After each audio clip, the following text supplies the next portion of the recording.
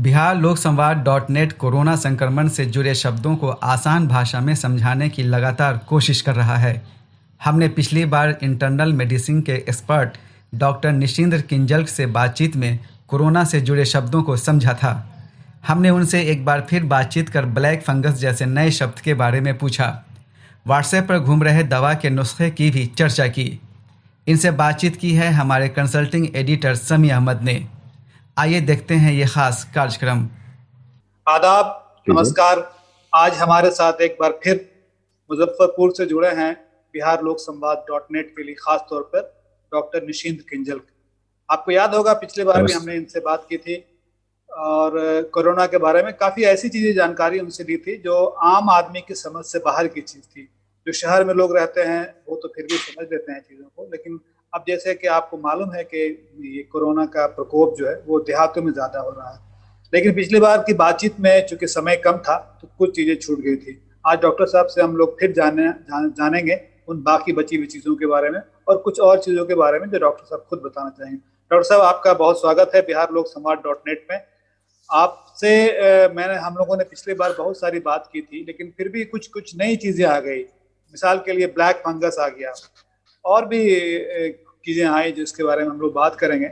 लेकिन हम चाहते थे कि पहले हम शुरू करें कम्युनिटी स्प्रेड से, क्योंकि इस बार पिछली बार हम लोगों ने इस पर बारे में बात हम लोग नहीं कर पाए थे। तो ये डॉक्टर साहब, ये कम्युनिटी स्प्रेड के बारे में बहुत बात सुनते थे हम लोग, तो क्या ये अभी उसी का दौर है? ये क्या होता है? देखिए, पिछले दफा जो कोरोना का जो संक्रमण हुआ था 2020 में, आपको याद होगा उस दफा हम लोग कोशिश करते थे कि ढूंढ कर निकालने की कौन सा वो व्यक्ति है जिसमें इन्फेक्शन मिला, और फिर उस व्यक्ति को अलग आइसोलेट करते थे और उनको बाकी लोगों से अलग करके रखा जाता था ताकि उनसे और बीमारी नहीं फैले। इसको कहा जाता था कॉन्टैक्ट ट्रेसिंग, या उसको कहा जाता था कि वो पॉइंट कौन सा पॉइंट है जहां कोई इन्फेक्शन आया, या कई दफा उसको बोलते हैं कि इंडेक्स केस भी बोलते हैं कि पहला केस कौन मिला, फिर एक केस से दूसरा, फिर दूसरे केस से तीसरा। तो यदि हम ओरिजिन तक पहुंचे और उसके संपर्क के सभी लोगों को ट्रेस कर पाए और उनको एक जगह अलग आइसोलेट कर दिया जाए, क्वारंटीन कर दिया जाए 14 दिन के लिए, या जैसा भी वहां का सिस्टम कहता हो, 3 हफ्ते के लिए, 1 महीने के लिए, तो आप मान के चलते हैं कि उस इन्फेक्शन के स्प्रेड का जो लिंक है वो आपने तोड़ दिया। जैसे कई दफा कैसे कहते हैं कि विदेश से आते हैं या ट्रेन से लोग आ रहे हैं, तो सबका टेस्ट किया और जो जो पॉजिटिव है उनको क्वारंटीन में डाल दिया। तो ये उस वक्त का काम है जब ये कम्युनिटी ट्रांसमिशन में नहीं गया है। मतलब कि आप किसी व्यक्ति को जिसके पास इन्फेक्शन है या उसके कांटेक्ट के लोगों को अलग करके बाकी को बचा सकते हैं। तो ये शुरुआत का फेज होता है, और अभी जिस फेज में कोरोना का संक्रमण देश में फैला हुआ है इसे हम कम्युनिटी ट्रांसमिशन कहते हैं। यहां कांटेक्ट ट्रेसिंग का कोई मतलब नहीं है, ये माहौल में व्याप्त हो गया, कम्युनिटी में, समुदाय में, एक से दूसरा, दूसरे किसको कहां है कुछ पता नहीं। आप मान के चले जैसे कि ना, हालांकि ये साइंटिफिक सही नहीं है कहना कि हवा में व्याप्त है, लेकिन समुदाय में व्याप्त है। इसमें आप किसको आइसोलेट करेंगे, किसको पकड़ेंगे? तो ये बहुत ही भयावह स्थिति होती है, और इसी स्थिति से बचने के लिए शुरुआत के फेज में कॉन्टैक्ट्स को खोजा जाता है, या जिनको इन्फेक्शन है उनको खोजा जाता है, उनके परिवार के लोगों को या उनके संपर्क के लोगों को आइसोलेट करके उनको चिन्हित किया जाता है, क्वारंटीन किया जाता है। तो वो हो गया जिससे हम डर रहे थे। हम उस कम्युनिटी ट्रांसमिशन वाले फेज में इस दफा पहुंच गए। पिछले वर्ष जो हुआ था उसमें कम्युनिटी ट्रांसमिशन के फेज में हम नहीं पहुंचे थे, और इसी कारण से इस वर्ष जो इसकी भयावहता जो दिखी है, इतना ज्यादा संक्रमण हुआ, इतना ज्यादा नुकसान हुआ, वो सिर्फ इसलिए हुआ कि 2021 का जो संक्रमण है ये कम्युनिटी ट्रांसमिशन का संक्रमण है। अच्छा, हम लोग मेरे ख्याल से कुछ स्पष्ट होगा। पिछली बार ये बात नहीं कर पाए थे हम लोग वेंटिलेटर के बारे में। अब हम लोग वेंटिलेटर के बारे में बहुत बात सुन रहे थे, तो हम ये समझना चाहेंगे कि वेंटिलेटर से क्या फायदा होता है, और ये जो कहा जा रहा है कि ऑडिट कराया जाएगा वेंटिलेटर्स का, क्योंकि वेंटिलेटर्स अनयूज्ड है, बेकार पड़े हुए हैं, तो आप जरा इसके बारे में हमारे दर्शकों को बता दें। देखिए, वेंटिलेटर क्या है कि वेंटिलेटर सिर्फ एक मशीन है, वो वेंटिलेशन क्या कहते हैं कि हमारे शरीर का वेंटिलेशन मतलब हवा का आदान प्रदान। कैसे मकान के अंदर वेंटिलेटर जो रोशनदान बना देते हैं, कई दफे खिड़की को भी वेंटिलेटर आप कह सकते हैं, तो उससे जिससे हवा का आना जाना होता है। तो हमारे शरीर में यह हवा का आने जाने का जो काम है वो लंग्स और लंग्स से जुड़े हुए मशीनरी के माध्यम, लंग्स तो अंदर है लेकिन मसल्स है हमारे जो सांस लेते हैं, नाक है, मुंह है, प्लस सांस की नली है, प्लस जो हमारे जो चेस्ट के मसल्स हैं, ये सब मिला के सांस की पूरी प्रक्रिया होती है। और इसके सबसे अंदर में जाएंगे तो लंग्स है, फेफड़े हैं हमारे। तो वेंटिलेशन पूरे प्रोसेस को, रेस्पिरेशन हुआ वो सिर्फ लंग्स करता है, और वेंटिलेशन ये जो सांस खींचते हैं और सांस छोड़ते हैं हम, इस पूरे प्रोसेस को वेंटिलेशन कहते हैं। अब ये वेंटिलेटर जो मशीन है वो क्या करती है कि जब हमारा जो वेंटिलेशन का हमारा जो कुदरती सिस्टम है वो जब नाकाफी पड़ता है और हमें लगता है कि नहीं हमें कुछ मदद की जरूरत है, ऑक्सीजन घट रहा है, शरीर को जितना ऑक्सीजन चाहिए उतना नहीं मिल रहा, तब हम ये बाहर से आर्टिफिशियल वेंटिलेशन के रास्ते ढूंढते हैं और तब ये मशीन को इस्तेमाल करते हैं ताकि हमें ज्यादा ऑक्सीजन मिल सके। तो ये वेंटिलेशन या वेंटिलेटर है, वेंटिलेटर कृत्रिम या टेम्पररी या एक मशीन की व्यवस्था है जो हमारे शरीर से जोड़ दी जाती है अलग अलग ढंग से, ताकि हमारे सांस लेने की प्रक्रिया को, ऑक्सीजन प्राप्त करने की प्रक्रिया को और ज्यादा प्रभावी बनाया जा सके। अब इसमें वेंटिलेटर्स का जब सवाल उठता है तो वेंटिलेटर्स कई तरह के होते हैं। कुछ वेंटिलेटर ऐसे हैं जो कि सीधा सीधे आपने मास्क लगा दिया और मास्क से जुड़ा हुआ पाइप है, और सपोज करें कि ऑक्सीजन का जो सिलेंडर लगा है उससे ऑक्सीजन लेके आपको दिया जा रहा है, बीच में एक मशीन लगा हुआ है और आप मास्क के माध्यम से ले रहे हैं, वो भी एक तरह का वेंटिलेशन सपोर्ट है। फिर नाक के अंदर में प्रोब लगते हैं, नेजल प्रोंग्स, मतलब दो तार है नाक के अंदर में, पाइप चली गई और ऑक्सीजन आ रहा है और थोड़ा सहारा मिल रहा है मशीन का। तीसरा होता है कि नाक के ऊपर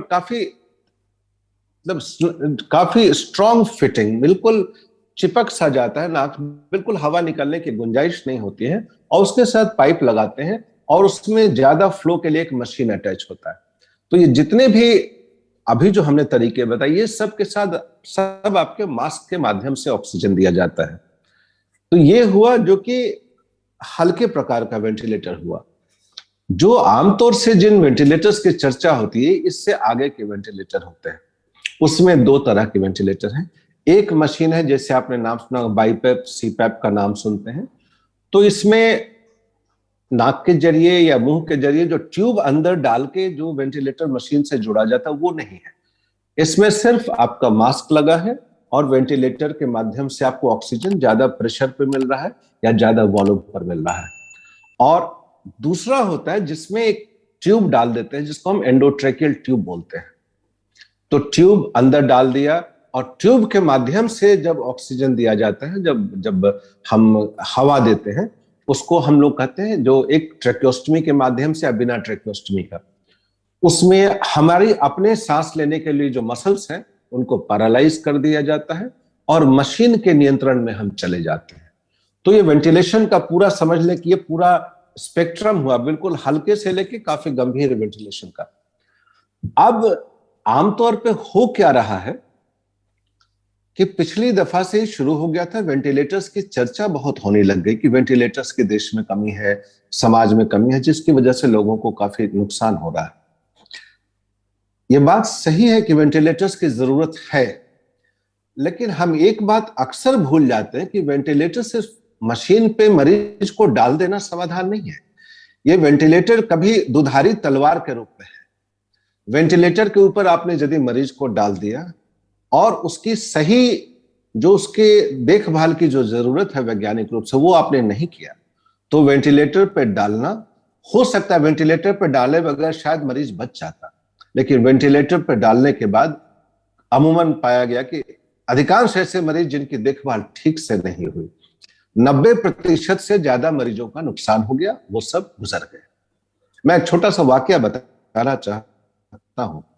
पिछले साल हम एक बड़े समुदाय के हिस्सा हैं, हम जो आर्मी के कॉलेज से जहां से हम पढ़े हैं, तो वहां के डॉक्टर्स पूरे दुनिया में फैले हैं और मैं भी उनके एक एलुमनाई का हिस्सा हूं। तो पिछले साल का जब ये कोरोना का महामारी जब बढ़ा था तो हिंदुस्तान में कम था, अमेरिका में, कनाडा में और यूरोपियन देशों में काफी था। तो कुछ हमारे मित्र लोग, कुछ हमसे जूनियर, कुछ सीनियर, वो लोग अपनी आपबीती भी आखिर में बताते थे।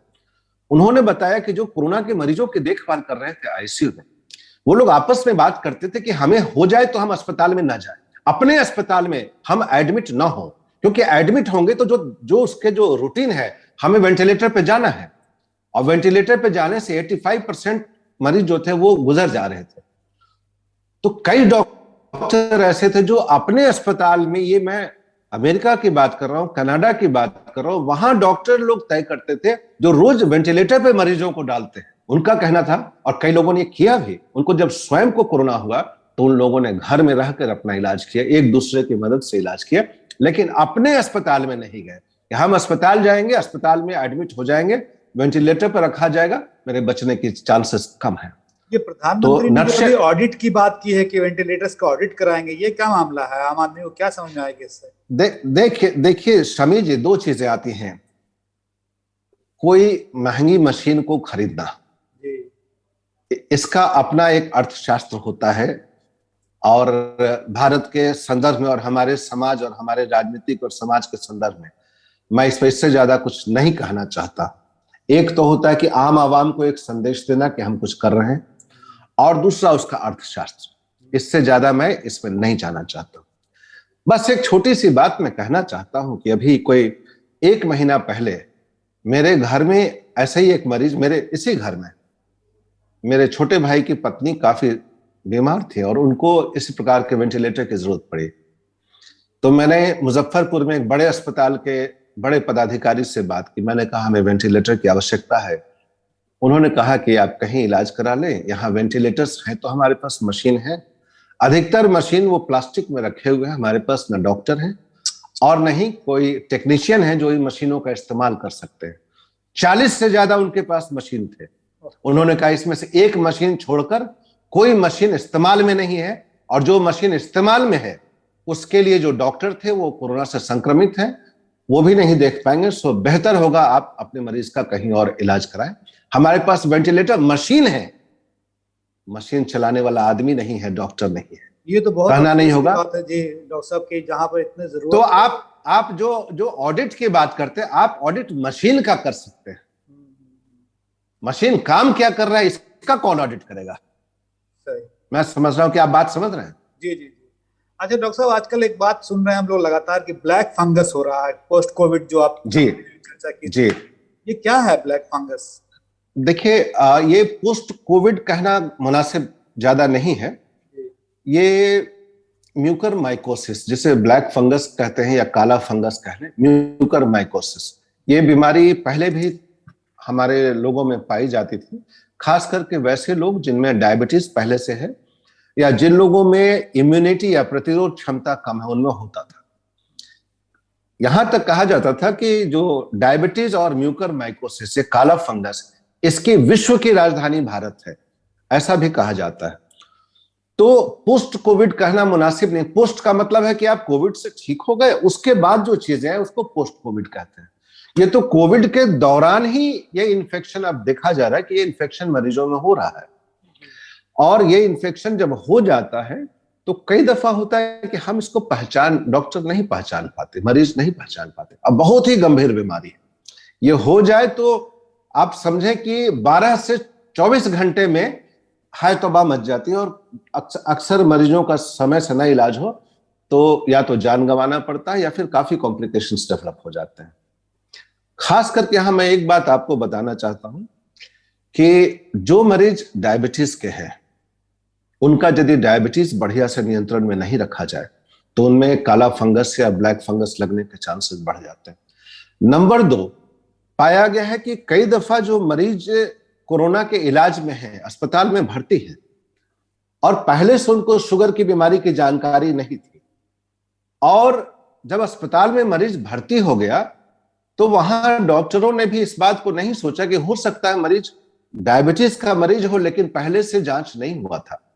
वहां पर पहली बार यदि डायबिटीज का जांच हुआ और उसमें निकला कि डायबिटीज या शुगर बहुत बढ़ा हुआ है, तो कई दफा ऐसे भी अस्पताल हैं जहां डायबिटीज के विशेषज्ञों की सलाह नहीं ली जाती या उनके पास उपलब्ध नहीं है।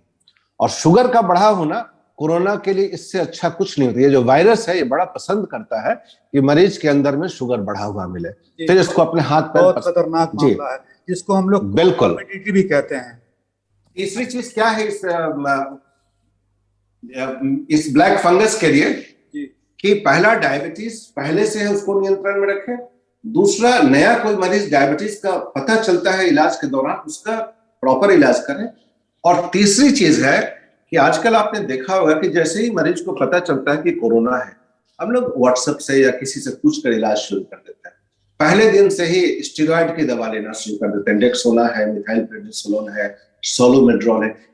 जिन लोगों ने ये दवा पहले दिन से लेना शुरू किया, ऐसे लोगों में बीमारी काफी खराब हो जाती है और इनमें ब्लैक फंगस के चांसेस बहुत बढ़ जाते हैं।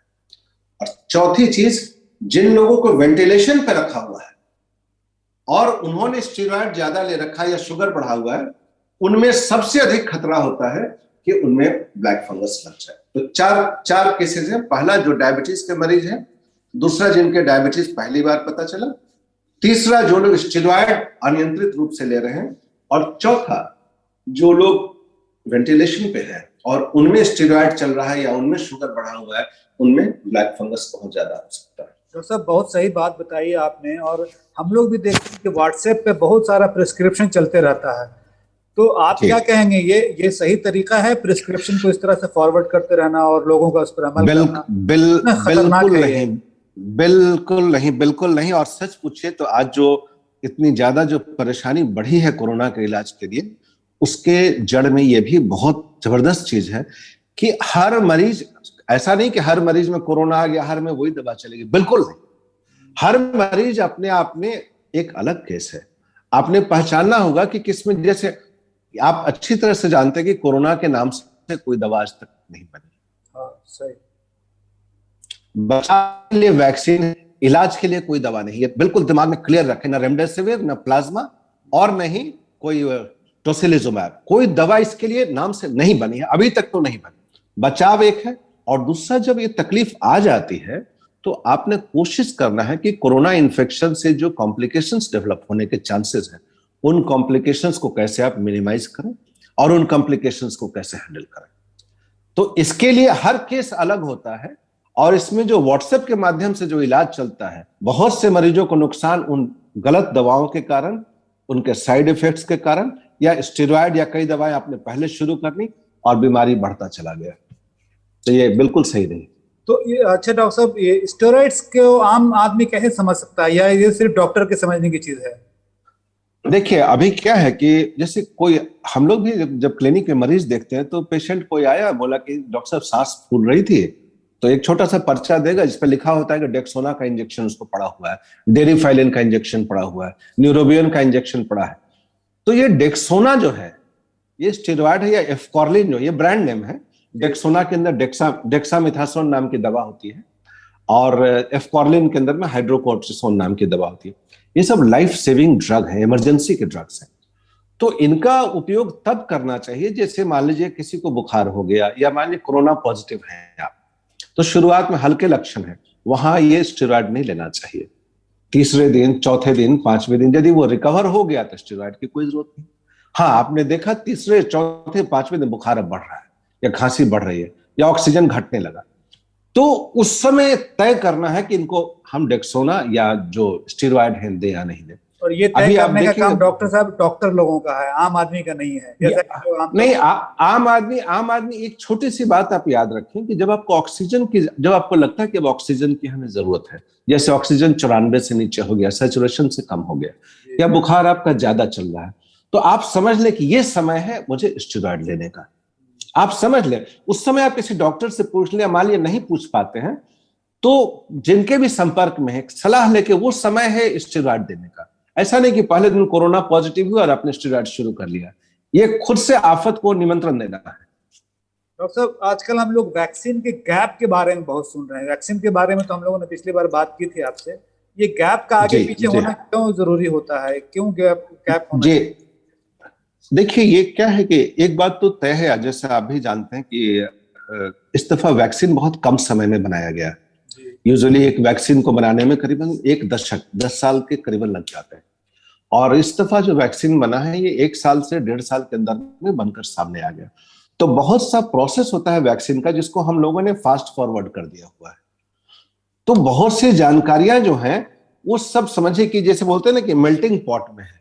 हमारे पास जानकारी आ तो गई है, लेकिन बहुत सी जानकारी अभी भी रॉ फॉर्म में है। जैसे पहले आया कि 4 हफ्ते में कोविशील्ड का वैक्सीन लेना है, फिर आया कि 6 हफ्ते से 8 हफ्ते में लेना है, फिर अभी आ रहा है कि 3 महीने में लेना है। तो इसके लिए कई चीजें आती हैं, लेकिन सबसे इंपॉर्टेंट होता है कि जो हमारे पास वैज्ञानिक जो ट्रायल्स होते हैं और जो जो जो सर्वेलेंस के जो रिपोर्ट्स होते हैं, उनके रिपोर्ट्स के आधार पर यह तय किया जाता है। तो निश्चित रूप से अभी ये रिपोर्ट्स आई है सरकार के पास कि 3 महीने के बाद देना मुनासिब है। तो हमको गाइडलाइंस के हिसाब से चलना चाहिए। कई दफा आप देखेंगे सोशल मीडिया में सब चलता रहता है कि वैक्सीन की अवेलेबिलिटी नहीं है इसलिए ऐसा कर दिया। इन चीजों पर ज्यादा ध्यान नहीं देना चाहिए। आपको अपने संस्था पर, अपने इंस्टीट्यूशंस पर विश्वास रखना चाहिए और उसके हिसाब से चलना चाहिए। तो जो वैक्सीन कहता है आज के तारीख में आ गई है कि कोविशील्ड के लिए 3 महीने का गैप रखना चाहिए, तो उसके हिसाब से चलना चाहिए। कोवैक्सीन के लिए है कि 28 दिन पे है, वो चलना चाहिए। सही डॉक्टर साहब, आजकल एक बात और हम लोग बहुत सुन रहे हैं, हालांकि आप इससे इत्तेफाक नहीं रखते हैं, कि थर्ड वेव आने वाला, थर्ड वेव की तैयारी होनी चाहिए और बच्चे ज्यादा इससे प्रभावित होंगे। ये क्या मसला है? ये देखिए, ये बात सही कि थर्ड वेव या फोर्थ वेव क्या कहा जाए, ऐसे करके कैटेगराइज करना मुनासिब इसलिए नहीं है कि आप कैटेगराइज करते हैं तो आम आवाम को आप ऐसे ही भय का वातावरण बना हुआ है। और उसका क्या है कि मतलब ये ऐसे ही है जैसे आप बोले कि भाई अब बस भूकंप आने वाला है, प्रलय आने वाला है, बस डाकू लोग आने वाला है, एटम बम गिरने वाला है। तो ऑलरेडी भय का माहौल बना हुआ है। इसमें इस प्रकार से चीजों को कहना मुनासिब नहीं, इसलिए हम नहीं कहते कि थर्ड वेव आने वाला है। वेव क्या होता है? अभी इतने ज्यादा वेरिएंट्स आ गए। जो हिंदुस्तान में जो वेरिएंट्स चल रहा है 1.617.2, इस वेरिएंट को वेरिएंट ऑफ कंसर्न कहा गया है। और ये वेरिएंट अब इंग्लैंड में पाया गया कि ये वेरिएंट वहां पहुंच रहा है, तो वहां के लोग डरे हुए हैं, वो लोग कंसर्न हैं। तो कोई भी नया वेरिएंट आता है या फिर नए प्रकार से आता है तो उसको हम कई लोग लूजली कह देते हैं कि थर्ड वेव आने वाला है। सच पूछिए, फर्स्ट वेव गया कहां था? आप याद करें, कोरोना का जो संक्रमण 2020 को वो गया कहां था? वो तो यहीं पे पास में ही खड़ा था। आखिर हम लोगों ने मास्क लगा ही रहे थे, सारे प्रिकॉशंस ले ही रहे थे। हाँ, ये वेरिएंट जो नया वाला वेरिएंट जो ये ज्यादा आया तो हम लोग परेशान हुए। पूरी दुनिया में कभी ऐसा तो हुआ ही नहीं कि ये गायब हो गया। तो थर्ड वेव नहीं आने वाला है, लेकिन हम मान के चलते हैं कि यदि वैक्सीनेशन हम अपने पूरे समुदाय को नहीं कर पाएंगे, हर्ड इम्यूनिटी नहीं डेवलप होगी, तो ये वाला जो वेरिएंट चल रहा है इससे ही काफी कुछ नुकसान हो जाएगा। थर्ड वेव की जरूरत ही नहीं। डॉक्टर साहब, हम हर्ड इम्यूनिटी पे ही हमारा आखिरी सवाल है और आज इसके साथ हम अपना कार्य समाप्त करेंगे। ये हर्ड इम्यूनिटी क्या है और क्या भारत में वो स्थिति आ गई है कि लोग मान लें कि हर्ड इम्यूनिटी आ गई है?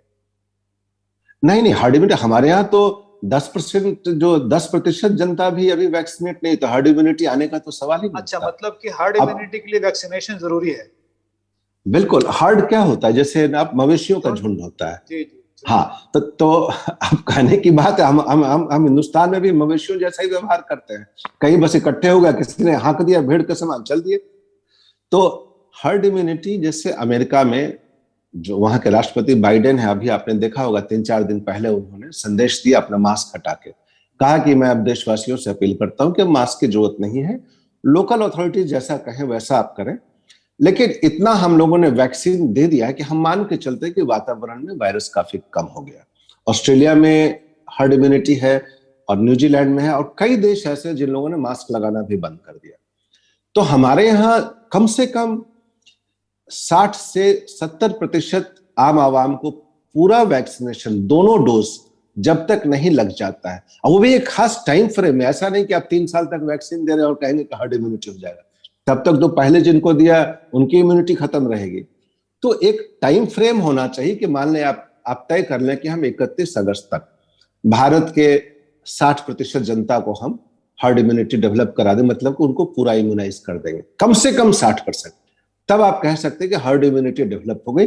अब ये वायरस जाए तो जाएगा, तब वो वायरस धीरे धीरे खत्म होने लग जाता है। तो इसको कहते हैं हार्ड इम्यूनिटी। एक समझ ये थी डॉक्टर साहब कि अगर 60-70% लोगों को हो गया है, अगर कोविड, वो रिकवर हो गए, हाँ, तो अब हार्ड इम्यूनिटी हाँ, आ गई। ये समझ सही नहीं है। देखिए क्या है कि इम्यूनिटी, जब वैक्सीन का क्या काम, जब वैक्सीन आप लेते हैं तो आपके शरीर में एंटीबॉडीज बनते हैं उस कीटाणु के खिलाफ, और एक मेमोरी होती है।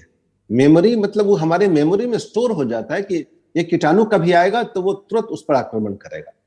ये इन्फेक्शन जो हमारा होता है, इन्फेक्शन में उस प्रकार की इम्यूनिटी है ऐसा प्रमाण मिला नहीं है। इन्फेक्शन का क्या रोल हो रहा है, कितनी इम्यूनिटी हमें मिल रही है, इस पर शोध चल रहा है। जाहिर तौर पर यह बिल्कुल ही नहीं आया कि यह हमें प्रोटेक्ट कर देता है पूरे रूप से। आपने देखा होगा कई लोगों को एक बार हुआ फिर दोबारा उनको इन्फेक्शन हुआ, कई लोगों को नुकसान भी हुआ उससे, कई लोगों में कॉम्प्लिकेशंस भी हुआ। कई लोगों को डॉक्टर ये दोनों वैक्सीन लेने के बाद भी हो गया, ये भी देखा जा रहा है। बिल्कुल बिल्कुल। तो उसके पीछे क्या है कि जैसे वैक्सीन जब आप ले लेते हैं, एक है कि अभी 3-4 दिन पहले WHO के चीफ साइंटिस्ट हैं सौम्या स्वामीनाथन जी, उन्होंने इस बात को काफी बढ़िया से कहा कि जो वैक्सीन लेने से एक तो ये मानिए कि इससे फाइजर की वैक्सीन, मॉडर्ना की वैक्सीन है, ये सब वैक्सीन की एफिकेसी कही जाती है करीबन 90% की है। हमारे यहाँ कोविशील्ड और कोवैक्सिन के बारे में 70 से 80% एफिकेसी कही जाती है। इसका क्या मतलब है? इसका मतलब है कि यदि 100 लोगों को वैक्सीन दिया गया तो 70 से 80 लोगों में दोबारा इन्फेक्शन नहीं होगा उस वैक्सीन के कारण। 20 से 30 में इन्फेक्शन हो सकता है। तो वो तो लिखा ही है कि हम 70 लोगों को प्रोटेक्ट कर रहे हैं, तो हम क्यों मान के चले कि हम उस 70 में नहीं होकर बाकी 30 में है? पहली बात तो 100 में 70 को भी आपने प्रोटेक्ट कर लिया तो बहुत बड़ा प्रोटेक्शन है, पहली चीज। दूसरी चीज, इस वैक्सीन से क्या होता है कि जब आप वैक्सीन ले लेते हैं तो इन्फेक्शन हो भी गया तो गंभीर बीमारी में, सीवियर बीमारी में या हॉस्पिटलाइजेशन को काफी कम कर देता है। तो ये भी अच्छी बात है कि वैक्सीन लिए हुए समुदाय में हॉस्पिटलाइजेशन का जो परसेंटेज है वो काफी घट गया। अब बीमारी हुआ तो हल्की बीमारी होकर निकल गई। तो वैक्सीन ये नहीं कहता कि आप इसको ले लेंगे तो इसके बाद कभी ये बीमारी ही नहीं हुई, ऐसा नहीं कहा है। हाँ, उसमें परसेंटेज लिखा होता है कि इतने लोगों में पाया गया कि प्रभावी है, और इसी के लिए बूस्टर भी दिया जाता है। जी, बहुत शुक्रिया डॉक्टर साहब। अब आखिरी में हम लोगों को एक संदेश दीजिए तो लोगों में कुछ तो उम्मीद बने कि चलो अब बहुत हम लोगों ने झेल लिया। सब लोग ईश्वर से प्रार्थना, अल्लाह से दुआ करते हैं। आप भी कुछ भरोसा दिलाइए। डॉक्टर को कहा जाता है कि धरती का भगवान है, तो कुछ तो बताइए, कुछ तो लोग उम्मीद बांधे कि चलो ठीक है अब कुछ हम लोग राहत, बहुत झेल चुके हैं हम लोग। देखिए सबसे बड़ी चीज है कि हमें एक आशावादी रवैया अपनाना चाहिए कि चीजें ठीक होंगी, और ये हमारा और आपका सब लोगों का एक दायित्व बनता है। जो नहीं प्रभावित हुए हैं, जो हो गए या जो, सभी लोगों के पॉजिटिव फ्रेम रखिए। और सिस्टम की आलोचना करना बड़ा ही आसान है, लेकिन इसी सिस्टम से काम हमें चलाना है अभी। तो हम पॉजिटिव फ्रेमवर्क में अपने आप को रखें। जो बचाव के जितने भी साधन सरकार के द्वारा या संस्थाओं द्वारा बताए जाते हैं उसका इस्तेमाल करें, और अपना जो सपोर्ट ग्रुप है उनके संपर्क में जरूर रहें टेलीफोन के माध्यम से।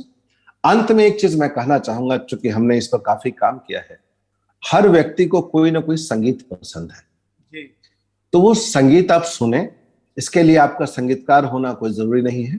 आपको जौन सा भी म्यूजिक अच्छा लगता, जो आपने कभी आंख मूंद ले और याद करें बचपन में कोई गाना आप ही सजेस्ट कर दीजिए डॉक्टर साहब। नहीं, कुछ नहीं, आप याद आ रहा हो आपको, आपके अपने जहन में जो चीज आ रहा है खुद से गुनगुना ले। ठीक, सीधी सी जाने कहाँ गए वो दिन, गुनगुना ले, आपको ऐसे ही पॉजिटिव हार्मोन्स काफी बन जाएंगे। बहुत शुक्रिया डॉक्टर साहब, आपसे बात करके बहुत अच्छा लगा। उम्मीद है कि हमारे दर्शकों को इन जानकारियों का फायदा होगा और वो सुरक्षित रहेंगे, अपने को भी सुरक्षित रखेंगे, अपने परिवार को भी सुरक्षित। धन्यवाद। इस बुलेटिन को पेश किया है टॉप कलेक्शन और सबीहा डिजाइनर ने।